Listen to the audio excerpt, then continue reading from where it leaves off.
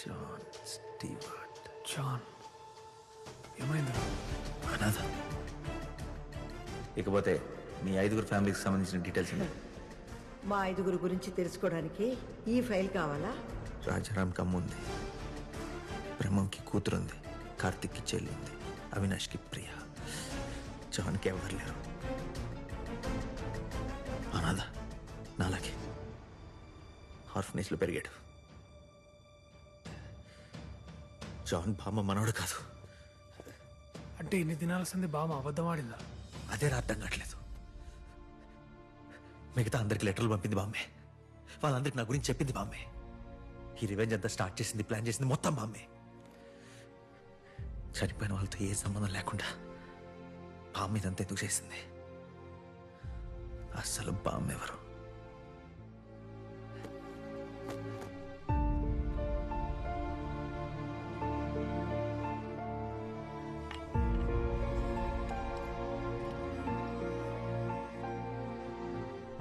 మొత్తం తీసుకెళ్ళిపోయిందిరా. ముఖ్యమైనది మర్చిపోయింది.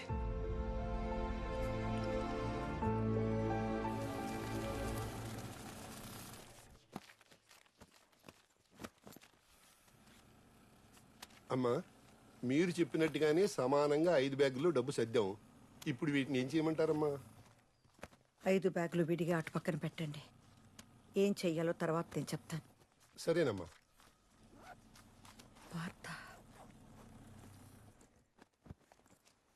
నాకు తెలుసు పార్థ, నేను ఎక్కడున్నా నువ్వు నన్ను వెతుకుంటూ వస్తావని.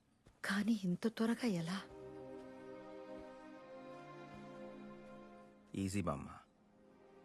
నా ముందే చాలాసార్లు ఈ ఓల్డేజ్ హోమ్ డొనేషన్ బాక్స్లో డబ్బులు వేసేదాన్ని. ఇందాక ఇంటికి వెళ్తుంటే మీ వాళ్ళ వ్యాన్ నా కారు కడ్డంగా వచ్చింది. అదంతా సరేగానే అర్జెంట్గా ఒక హగ్ చెప్తా. పార్థ, ఏం టైమింగ్ అసలు!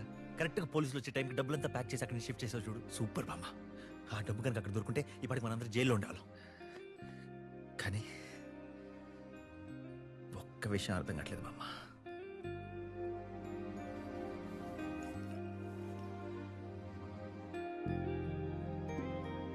నిజం ఎందుకు దాచావు?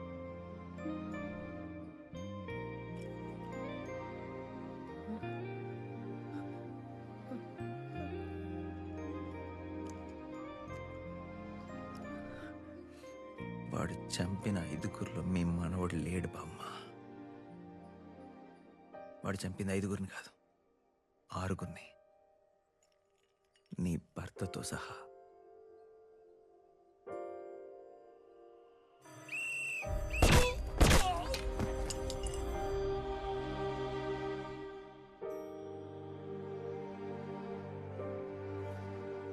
అరవై ఏళ్ల కాపురం మాది.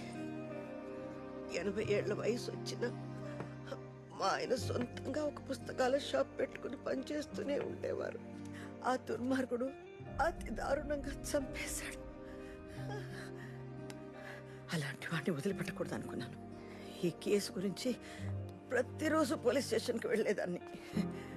వాళ్ళేమనే వాళ్ళు తెలుసా భర్త? హే బామ్మ, మీ ఆయనకి 80 ఏళ్ళు అయ్యాయి. ఈనాళ్ళు బతకడమే గొప్ప, సస్తే సావని పోనీలే. నువ్వు కాటికి కాలు చెప్పావు, అవసరం అయితే నన్ను ఎగతాళి చేసి తిట్టిపడేసేవాళ్ళు. ముసలాళ్ళంటే అందరికీ చులకనేనయ్యా.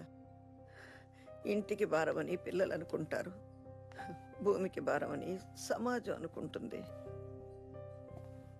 పైగా మా చావు వీధి కుక్క చావుతో సమానం. ఎందుకు చచ్చామో, ఎలా చచ్చామో అసలు ఎవరు పట్టించుకోరయ్యా. నిజం ఎందుకు దాచావని అడిగావు కదా. చనిపోయింది నా మనవడు కాదు, వయసైన నా భర్తే అంటే నా బాగాని ఎవరైనా అర్థం చేసుకుంటారా? నాతో కలిసేవారా? లేదుగా. అందుకే వాళ్ళకి అబద్ధం చెప్పి ఒప్పించాను, నీ దగ్గరికి తీసుకొచ్చాను. పగ పూర్తయిన వెంటనే నిజం చెప్పేద్దామని తీర్మానించుకున్నాను. కానీ అంతలోనే మీ అందరి మీద ప్రేమను పెంచుకున్నానయ్యా. నేను పిల్లలు లేని నాలాంటి కొట్టాలకి ఎంతమంది పిల్లలు ఎంత దగ్గర అయిపోయానో నేను అప్పుడు అర్థం చేసుకున్నాను. కానీ ఆ రోజు చిన్ను లిఫ్ట్లో ఇరుక్కుపోయిందే, ఆ పరిస్థితి చూసి తట్టుకోలేకపోయాను. పైగా ఆ దుర్మార్గుడు మన వాకిలి దాకా వచ్చేసాడు. అప్పుడే నిర్ణయించుకున్నాను, పగ తీరకపోయినా పర్వాలేదు, నా మూలంగా ఎవరికి ఏ ప్రమాదం జరగకూడదని నేను నిర్ధారించుకున్నాను. నేను మోసం చేశానని మీరందరూ నా మీద ద్వేషంతో నన్ను తిట్టుకుంటారు కదా, అప్పుడు ఇదంతా ఆపేస్తారని నేను ఇలా చేశానయ్యా. అందుకే నేను తీసుకొచ్చిన డబ్బుని నాలాంటి అనాథులకి, పేదవాళ్ళకి పంచిపెట్టేయాలని తీర్మానించుకున్నాను. అమ్మయ్య,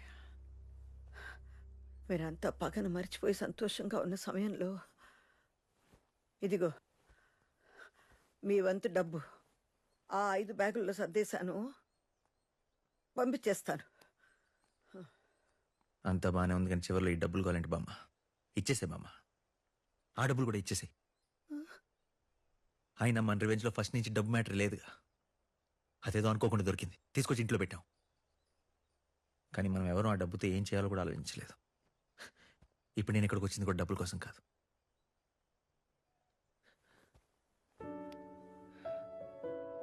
మా బామ్మ కోసం. ఒంటరిగా బతికేవాడిని, సడన్గా మీరందరూ నా లైఫ్లోకి వచ్చేసారు. ముందు నేను కూడా నా నవలకు ఒక్క దొరుకుతుందనే మీకు హెల్ప్ చేయడానికి ఒప్పుకున్నాను. కానీ ఇప్పుడు నాలో 1% కూడా స్వార్థం లేదు మామ, ప్రేమ మాత్రమే ఉంది. ఈ అనాథకి ఇంత మంచి కుటుంబం దొరికిందంటే అది నీ వల్లే. ఇప్పుడు మీలో ఏ ఒక్కరు కనపడకపోయినా నాకేం చేయాలో తెలియదు.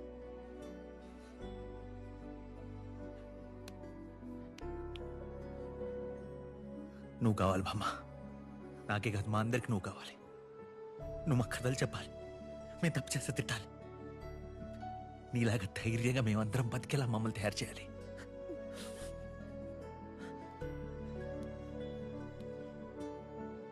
వాళ్ళందరికీ నువ్వు ఎక్కడున్నావు అని చెప్పాను. నీకోసం వస్తున్నారు, వాళ్ళతో వెళ్ళు.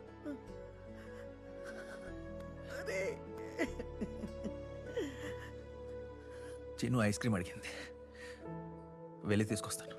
నీకు స్ట్రాబెరీ హొక్కిగా. తప్పించుకున్నారు, ఇంకా వాళ్ళని ఇరికిచ్చడం, పోలీసులకి పట్టించాలనుకోవడం అనవసరం. వాళ్ళు ఎక్కడుంటారో తెలిసింది కదా, ఒక్కరిని కూడా వదలకుండా చంపేద్దాం. హలో, అవును రసూల్నే మాట్లాడుతున్నాను. ఏంటో చెప్పండి.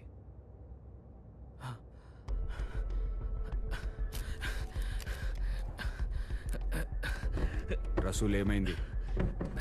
ఏం లేదు, ఏం లేదు, ఏం లేదు. ఏమైంది రసూల్? అది చిన్న పొరపాటు చేశాను దేవ్. పోలీసులకి ఫోన్ చేసి ఆ రైటర్ ఇంట్లో డబ్బుందని నువ్వు చెప్పన్నావు కదా, తొందరలో మర్చిపోయిన నేను నా నంబర్ నుంచే పోలీసులకి ఫోన్ చేశాను. సైబర్ క్రైమ్ వాళ్ళు నా నంబర్ని ట్రేస్ చేశారంట. దేవ్, ఏ ప్రాబ్లం లేదు దేవ్, ఏ ప్రాబ్లం లేదు. అది ఫేక్ ఐడి ప్రూఫ్స్ పెట్టి సిమ్ కార్డ్ తీసుకున్నా కదా, పడేశాను. ఇంకే ప్రాబ్లం ఉండదు. వదిలే, నీ జేబులో ఉన్న పెన్ ఇవ్వు. దేవ్, నువ్వు అలా కోపంగా చూసేసరికి నాకెంతో భయం వేసిందో తెలుసా నీకు?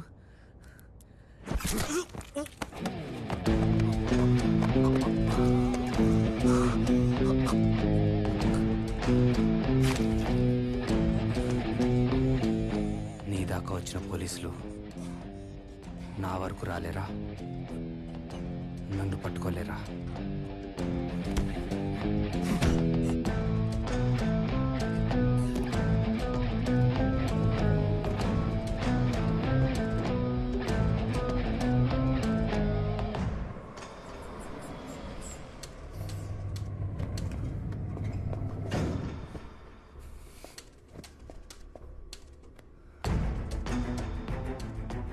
సారీ రసూల్, ఇంకెవ్వరిని చంపొద్దు అనుకున్నా.